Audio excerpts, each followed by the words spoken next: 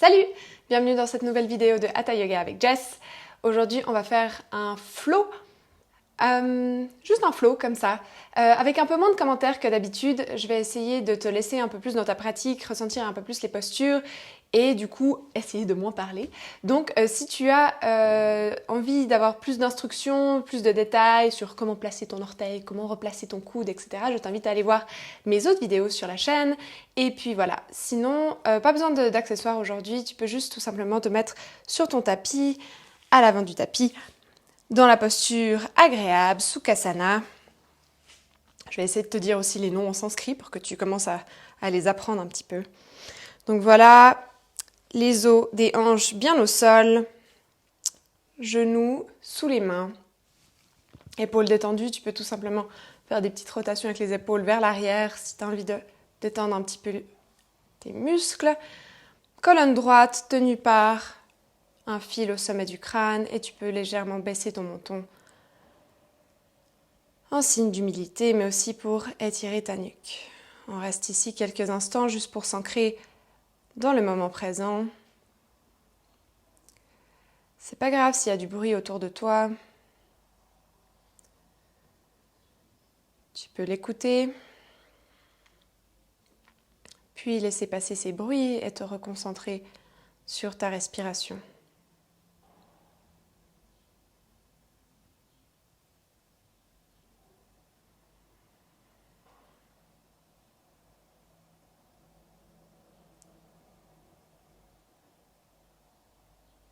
Essaye de respirer via le nez, si tu arrives. Et libère ton ventre. Il n'est pas du tout contracté. Tout est smooth.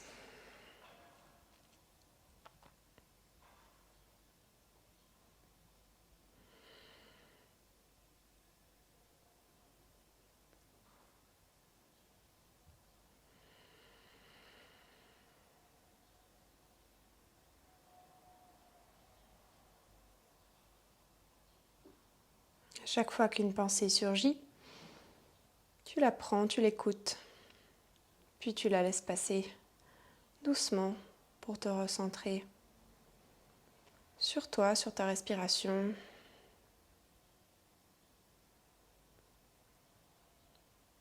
Ou sur ton environnement.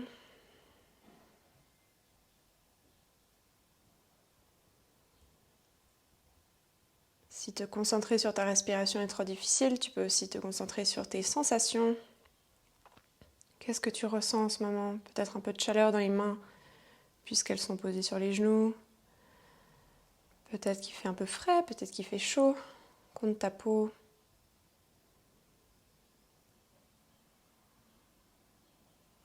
Tu peux ressentir aussi les muscles de ta colonne qui sont doucement en train de s'engager, juste pour te maintenir droit. Les muscles de l'aine aussi qui sont contractés, donc dans ce cas-là, essaye de laisser vraiment tomber tes genoux en direction du sol. On devrait avoir juste un maintien du ventre sans avoir pour autant les muscles contractés dans cette région-là.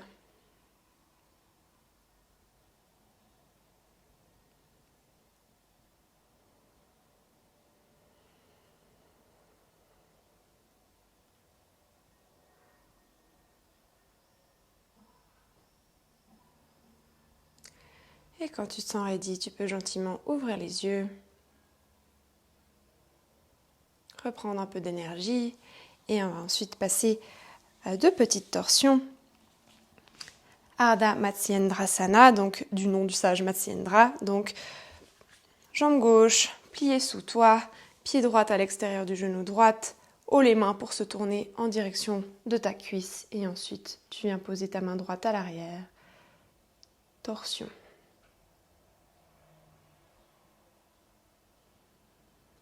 À nouveau ici aujourd'hui je ne vais pas donc commenter chaque option, donc si par exemple tu as l'habitude de tourner la tête d'un côté ou si dans ta pratique tu vas plus loin dans une posture, etc., je t'invite à le faire tout en gardant conscience évidemment de tes capacités et de comment ton corps se sent aujourd'hui ainsi que ton esprit. Pas vouloir rusher dans la compétition. Je me contente juste de dire les postures, de te dire comment te tourner, peut-être quel côté, droite ou gauche. Et puis le reste, c'est toi qui fais.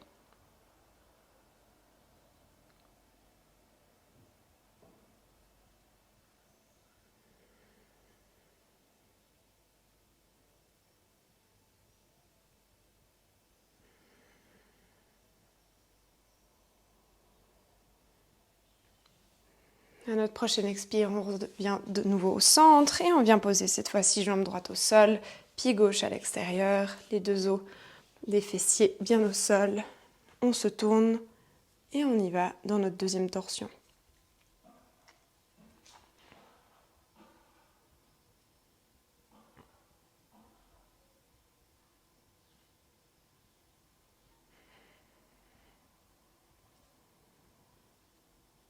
N'hésite pas à mettre une playlist derrière toi si tu aimes le yoga en musique. Ça peut dépendre de ton mood, mais c'est aussi très bien de rester dans le silence et de te concentrer sur ta pratique, sur tes sensations, sur ta respiration. Je ne me le répéterai jamais assez. Les épaules sont détendues, douces. On sent les côtes qui s'étirent légèrement sur le côté droite, mais peut-être aussi sur le côté gauche, dépendamment de comment on ressent la torsion. Prochaine expire, on revient au centre et on va venir dans la posture de Baddha Konasana, les angles liés, car on fait des angles avec nos genoux. Les pieds un peu plus loin que tes hanches, tu repositionnes tes fessiers au sol et tu viens poser tes mains soit sur la fin de tes tibias, soit sur tes pieds. Et tu vas d'abord venir te grandir. On va faire une petite modification à cette posture. Donc, genoux qui vont vers le sol, tu te grandis vers le ciel, tu maintiens ton ventre vers l'intérieur pour pas te cambrer. Tu relâches les épaules et à l'expire, à l'inverse, tu viens arrondir le dos complètement, des lombaires jusqu'au cervical. Tu essayes de placer ta tête un peu plus bas. Tu relâches complètement la tête. Les épaules sont toujours loin de tes oreilles. Et ton ventre est légèrement rentré pour soutenir les lombaires et le début des hanches.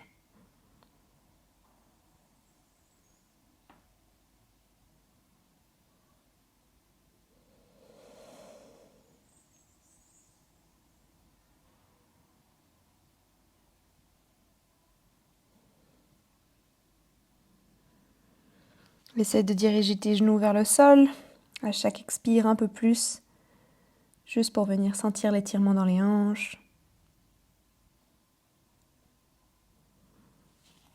Prochaine inspire, cette fois-ci tu te relèves gentiment, tu déroules la colonne, tu fais vraiment très attention quand tu fais ce genre de mouvement vertèbre par vertèbre et tu reviens au neutre. Tu viens ensuite te diriger à l'avant de ton tapis pour Marjariyasana, littéralement la posture du chat. Mais en français, on ajoute la posture du chat et de la vache. Donc, vache, inspire. Et chat, expire. On rentre le ventre. Tu le fais plusieurs fois à ton rythme, toujours en gardant cette envie de creuser le dos à l'inspire. Et à l'expire, arrondir le dos, rentrer le coccyx et te ramener tes épaules au-dessus de tes poignets.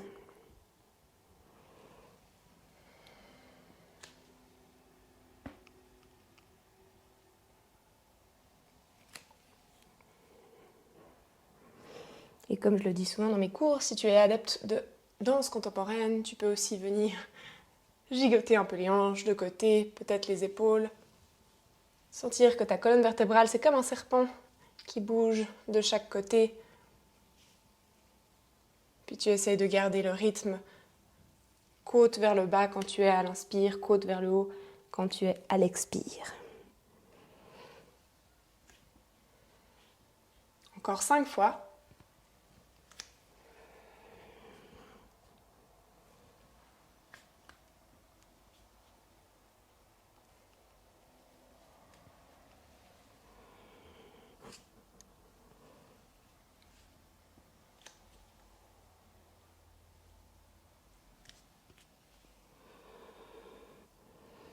Puis tu reviens gentiment au neutre. Mains sous les épaules ou main largeur du tapis, dépendamment de comment se sentent tes épaules aujourd'hui. Tu accroches tes orteils à l'arrière, Adho Mukha Svanasana, le chien tête en bas. Ou plutôt la bouche du chien tête en bas. Là aussi, tu prends l'option qui te fait plaisir. Genoux pliés, pas genoux pliés. Tu connais l'histoire.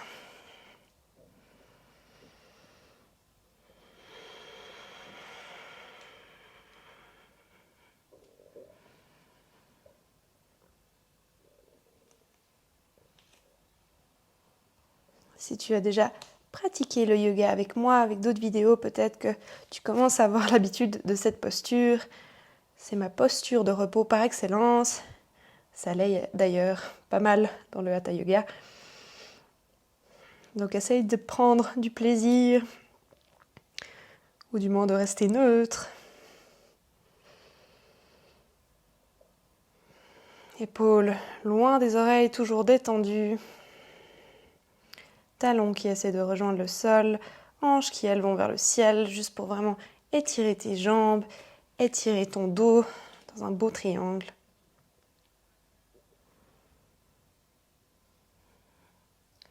À ta prochaine expire, tu vas venir petit pas par petit pas t'avancer en Uttanasana.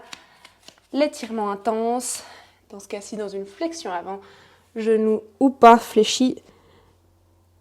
Tu viens te laisser tomber au sol. La tête tire ta colonne vers le bas.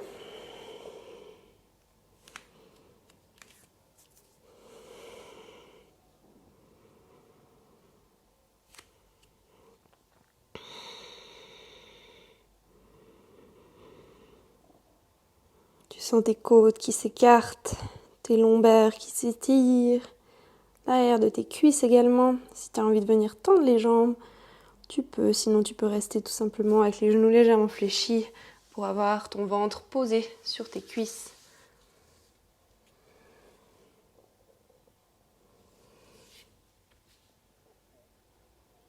Prochaine inspire, tu roules dans tes hanches et tu remontes dans Tadasana avec un dos droit. Tu restes ici un moment.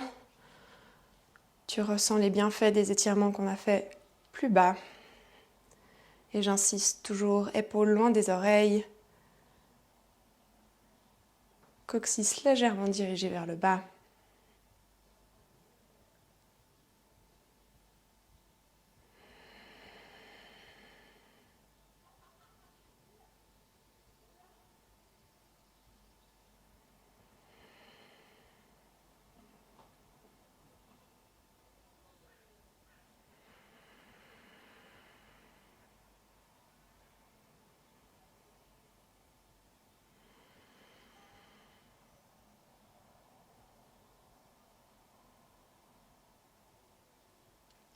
Prochaine inspire, on vient se plier dans les jambes. On vient en Utkatasana, la chaise. Tu choisis ce que tu préfères faire avec les bras tendus ou en prière devant le cœur. N'oublie pas de quand même descendre un petit peu le coccyx vers le bas, juste pour pouvoir avoir ce mouvement de rétroversion dans les hanches et éviter de te faire mal au lombaire.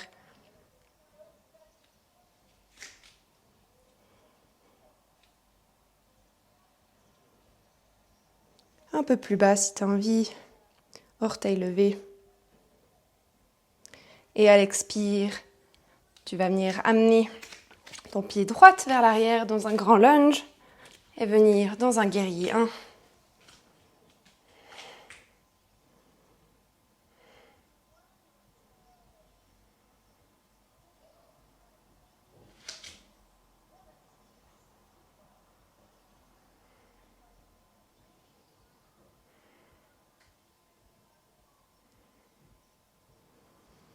Expire, main droite à côté du pied gauche, grande torsion. Ta nuque, ta colonne, elles sont longues. Tu peux te permettre de regarder au ciel et tu tires vraiment le talon vers l'arrière pour te grandir dans la posture.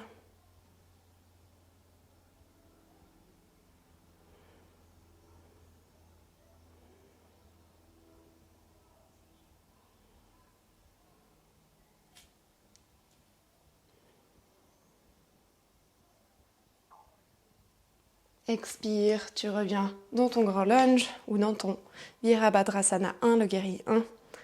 Et tu reviens ensuite gentiment en chaise.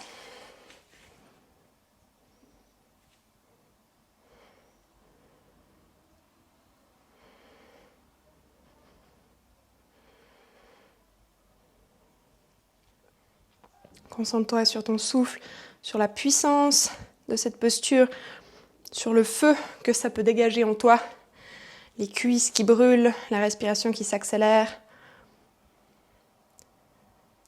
En gros, ressens la force qui est en toi. Et gentiment, tu amènes jambe gauche à l'arrière dans un grand lunge ou Virabhadrasana 1, guerrier 1. Jambes tendues à l'arrière si tu arrives.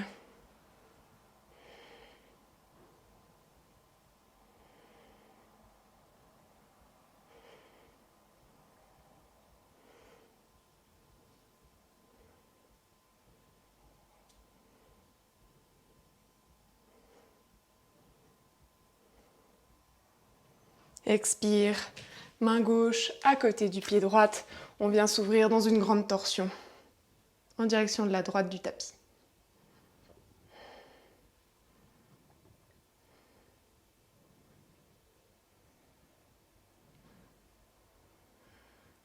Si ta nuque le permet, ainsi que tes épaules, tu peux te tourner et regarder le ciel, mais seulement si tu es vraiment long au niveau de la colonne et que tu tires vraiment le talon vers le bas.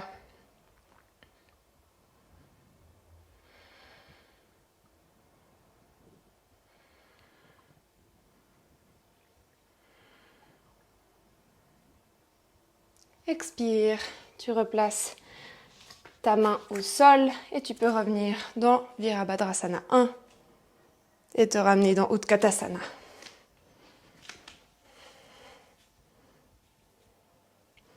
Depuis Utkatasana, on part directement dans Garudasana, l'aigle. Tu restes avec une jambe gauche fléchie et tu viens ensuite enrouler par-dessus ta jambe droite.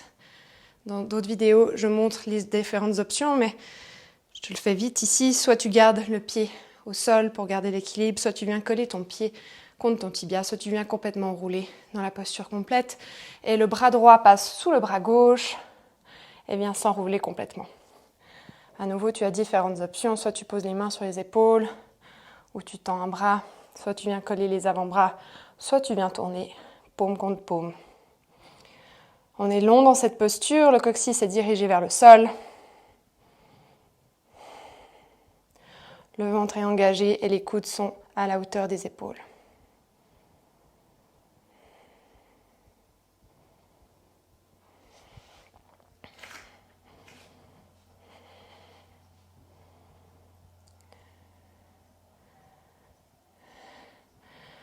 Bonjour, monsieur l'ouvrier. J'en peux plus du chantier devant chez moi. Pouf. Gentiment, tu vas venir délier la jambe droite, mais tu vas garder tes bras en aigle et tu vas venir te pencher dans un Virabhadrasana 3 avec des ailes de Garudasana. Jambes tendues, pas trop à l'arrière, pieds flex, orteils qui regardent le sol. Maintien du ventre. Et à l'expire, tu plies gentiment la jambe gauche et tu reviens au centre, tu délies les bras. Tu reprends un petit moment ton souffle, en Tadasana, la montagne.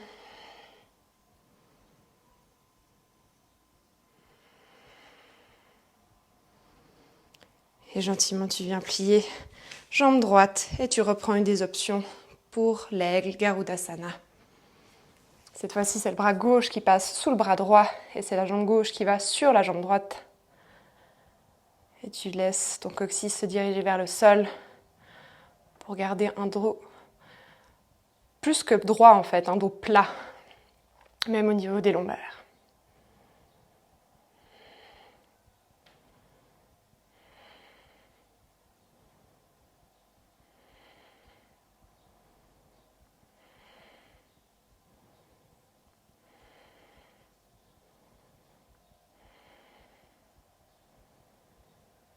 Tu viens dérouler la jambe gauche et tu vas venir la porter au ciel. On garde les ailes de Garudasana. Jambes tendues à l'arrière, jambes tendues dessous. Ventre rentré. Et on essaye de rester ici dans notre Virabhadrasana 3.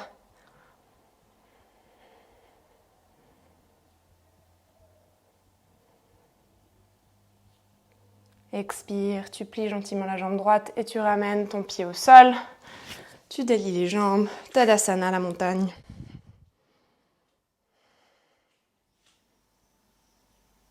Tu viens ensuite placer ton pied droit à l'avant du tapis et tu pars avec un grand pas vers l'arrière avec le pied gauche. Les deux talons sont sur la même ligne, pied gauche légèrement entré. Et tu viens dans Virabhadrasana 2, guerrier 2. Toujours long au niveau de la colonne, toujours maintenu par un fil au sommet du crâne en direction du ciel.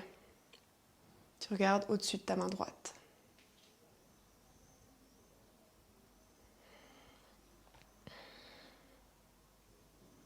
Coccyx légèrement dirigé vers le bas si tu as tendance à être cambré, cambré.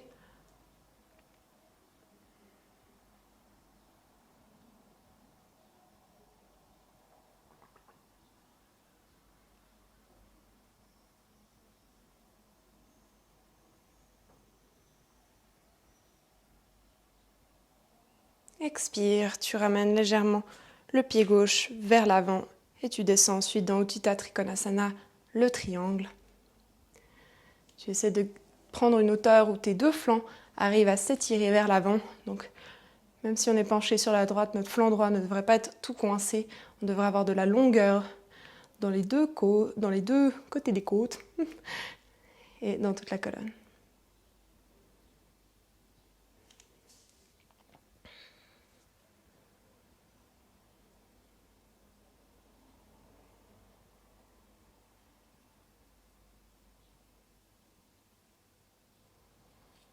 Prochaine expire, tu viens ramener cette fois-ci pied gauche un peu plus devant. Il devrait y avoir à peu près un grand pas entre un grand petit pas entre les pieds. Les deux pieds regardent plus ou moins vers l'avant. Le pied gauche est légèrement tourné pour pas te faire mal au genou et à la cheville. Main sur les hanches. Et puis on va venir dans la pyramide Parshvottanasana, l'étirement intense, mais de côté cette fois-ci. Dos parallèle au sol. Et puis si ton arrière-cuisse droite te le permet, tu peux venir poser les mains et venir dans l'étirement complet, dos arrondi.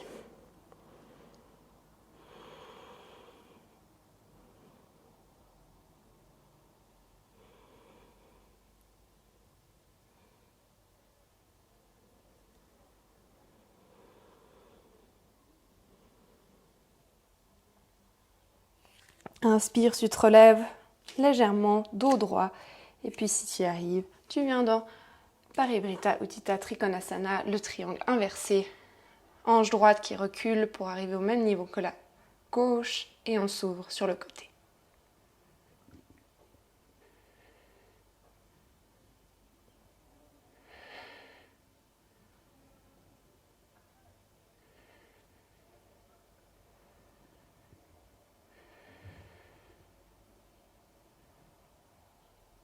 Expire, on revient gentiment au neutre. On remet nos mains sur nos hanches. On relève dos droit et on remet notre pied gauche à l'avant du tapis. On fait tout dans l'autre sens. Pied droit vient dans un très grand pas vers l'arrière. Les deux talons sont alignés. Guerrier 2.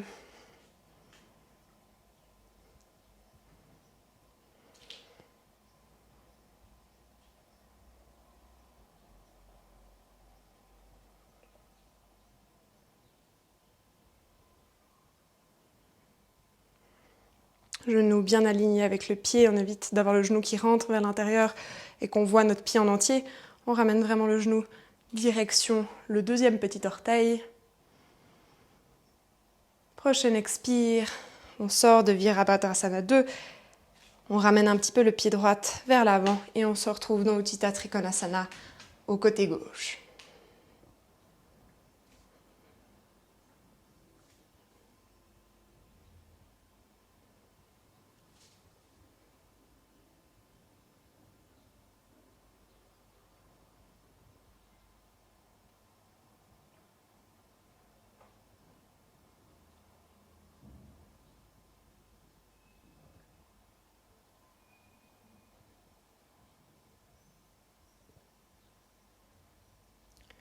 Prochaine expire, on relâche doucement. On vient placer notre pied droit un peu plus proche du pied gauche. Les deux pieds regardent plus ou moins vers l'avant du tapis. En tout cas, pour le pied droit. Le pied gauche lui regarde tout à fait devant. Main sur les hanches, on descend dos droit vers l'avant. On s'arrête ici à mi-chemin. Côte rentrée, dos parallèle au sol, épaules loin des oreilles. Et si on y arrive, à l'expire, on peut venir se pencher complètement dans la flexion avant. Dans cet étirement intense.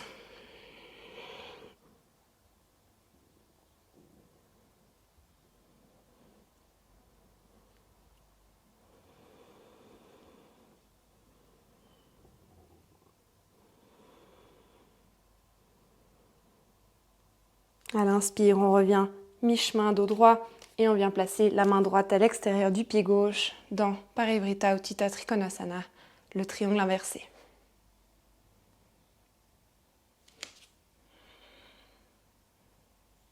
Hanche gauche qui recule légèrement pour se mettre au même niveau que la hanche droite et ainsi avoir les deux flancs qui s'étirent correctement.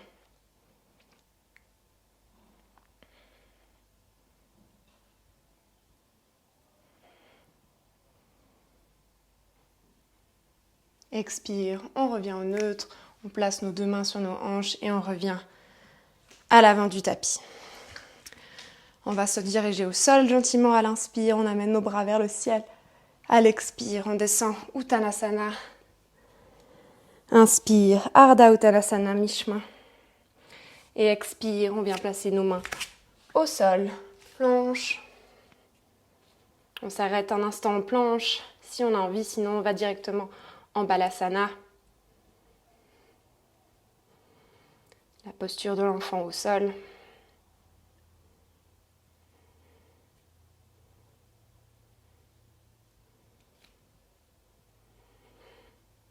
Talons bien tirés vers l'arrière. Si on est en planche, omoplate écartée, ventre engagé, coccyx dirigé vers le sol toujours. Expire, on pose les genoux au sol et on se retrouve tous et toutes dans Balasana.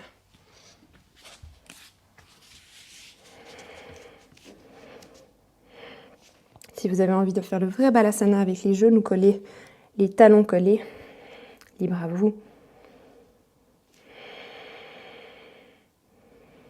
Et libre à toi. En fait, je vous tutoie. Il va falloir que je choisisse un peu mon scénario pour les prochaines fois.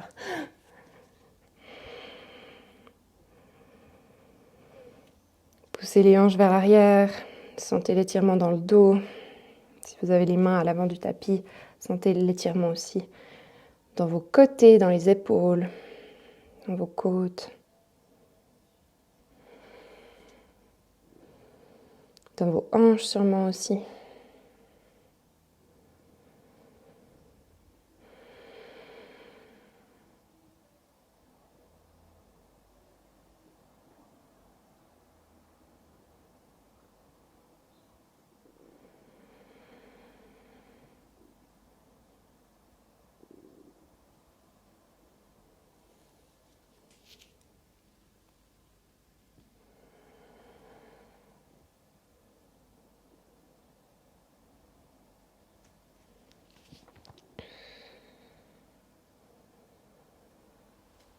Prochaine inspire, on s'aide de nos deux mains pour se remonter au-dessus de nos talons.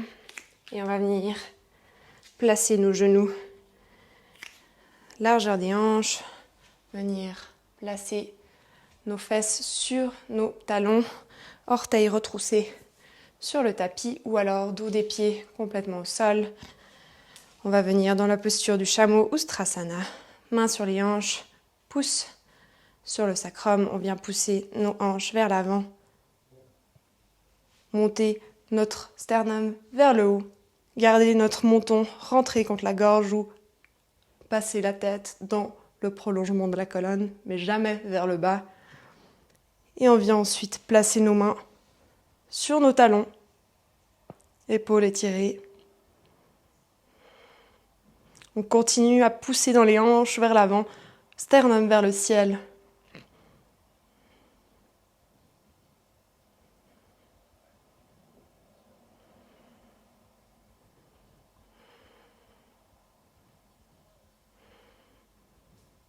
N'hésitez pas à mettre vos mains sur les hanches et à vous grandir de cette façon si c'est un peu trop dur pour vous aujourd'hui.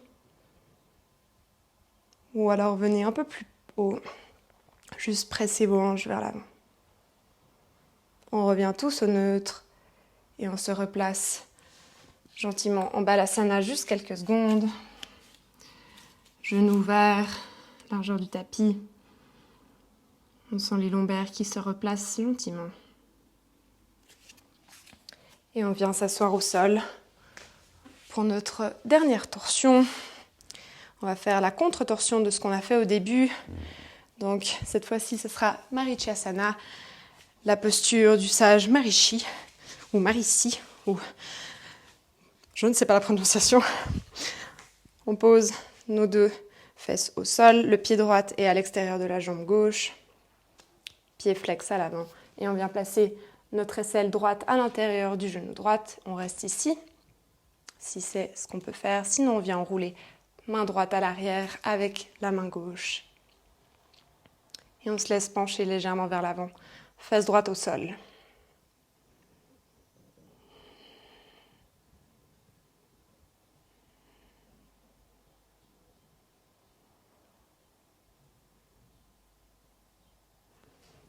Et on dit bonjour aux bouclettes. Ouh, il fait chaud. À l'expire, on relâche gentiment. On vient changer de côté. Jambe droite étendue au sol. Jambe gauche fléchie. Pied gauche à l'intérieur de la cuisse droite. Pas trop près des fessiers. Vous laissez quand même 20 cm entre le pied et la hanche. Et on va venir placer notre aisselle gauche à l'intérieur. Ou alors on vient carrément enrouler les mains vers l'arrière et on se grandit en pressant dans notre bras gauche contre notre tibia gauche. Pied droit flex.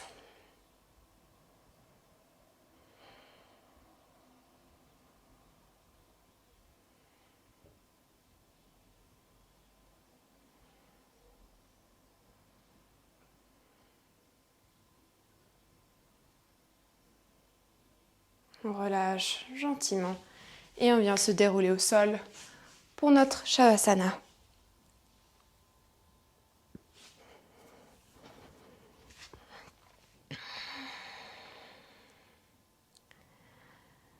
On se laisse couler au sol complètement. Plus rien n'est contracté, tout tombe, les pieds de côté, les dos des mains au sol, les épaules loin des oreilles. Montons légèrement rentrés, on étire la nuque malgré tout et on se laisse poser là.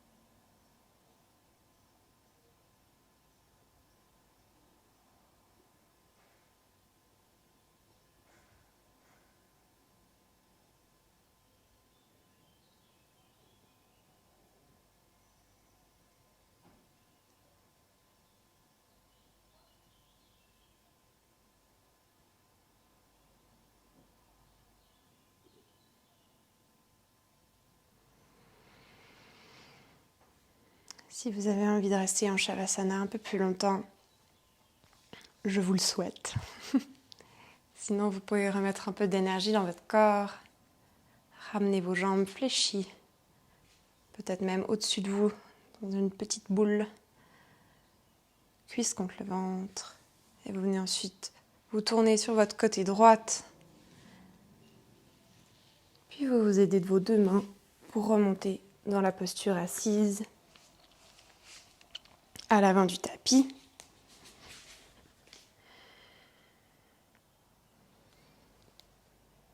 Prenez un instant Main devant le cœur, yeux fermés, menton baissé, pour vous remercier d'avoir fait cette pratique.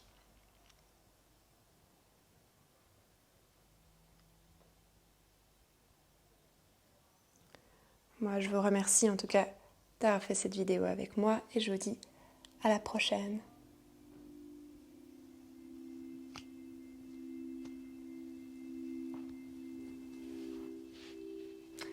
Voilà, j'espère que ça vous a plu. N'hésitez pas à me laisser des petits commentaires sur ce que vous aimeriez ou ce que vous n'aimeriez plus voir sur cette chaîne. Je pense quand même que c'est un bon moyen, vu les temps qui courent, de quand même continuer à pratiquer le yoga de façon chouette, j'imagine. Donc n'hésitez pas à me donner des suggestions, à me dire ce qu'il faudrait que je change, ce qu'il faudrait qui change ou ce qui est bien aussi, hein, peut-être, pourquoi pas. Peut-être qu'il y a des choses qui sont quand même chouettes. Donc voilà, j'arrête de blablater et à la prochaine!